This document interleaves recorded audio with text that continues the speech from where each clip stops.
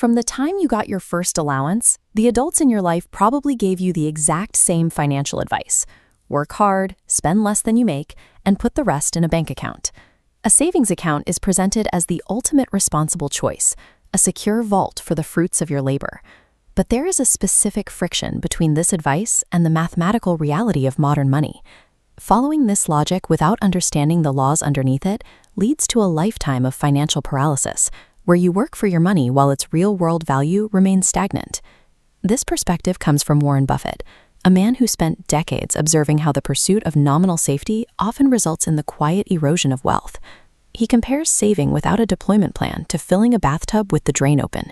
You can pour and pour, feeling incredibly disciplined, but at the end of the decade, the water level hasn't actually moved. That drain is the inflation tax. Because modern monetary systems are designed to expand the money supply, the purchasing power of your stored labor is diluted every single day.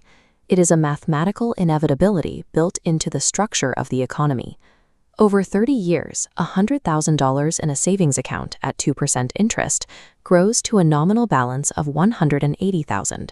However, due to average inflation, goods that once cost $100,000 now cost $300,000. In real terms, the person who chose the safest possible path actually lost ground. The decision that felt most prudent was in fact a mechanism for the slow destruction of their purchasing power. Inflation is only the first cost of inaction.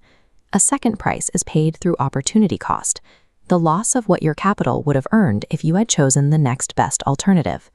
This chart compares that same $100,000 against the historical performance of the American economy.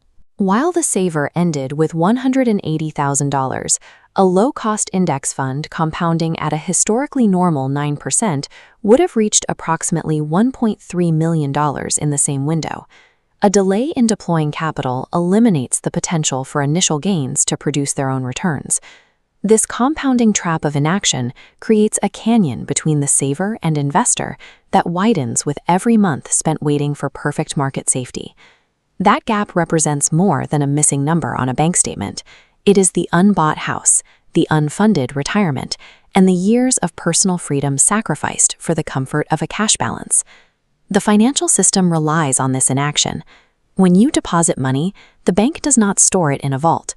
They treat your savings as raw material. The bank pays you a marginal 2% to hold your cash, then immediately deploys it right into the market.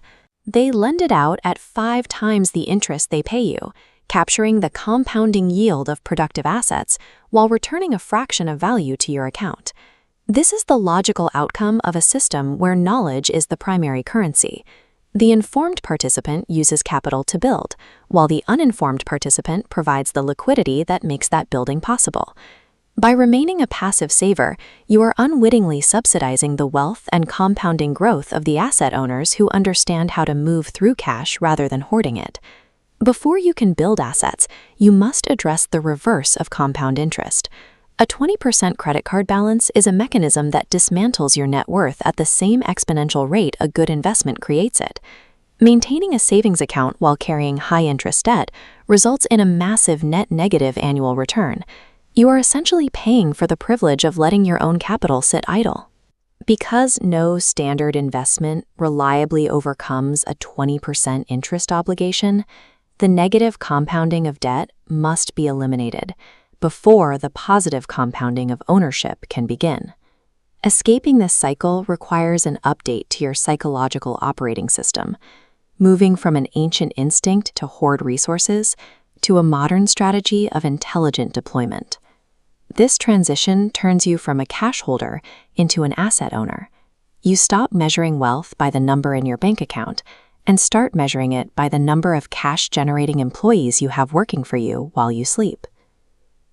This also requires shifting from short-term thinking to a long-game perspective. Successful builders use patience as a competitive advantage. Buffett purchased Coca-Cola in 1988 and has never sold it, allowing the math of the business to work over decades. He treats his ownership in American Express not as a trade timed against the Fed lines, but as a permanent piece of his financial architecture. He trusts the compounding process more than he fears the temporary noise of the market. Investors like Charlie Munger recognize that cash held over long periods is a reliably wealth-destroying asset class. True security comes from owning excellent businesses that can adjust their prices and grow their earnings regardless of the current rate of inflation.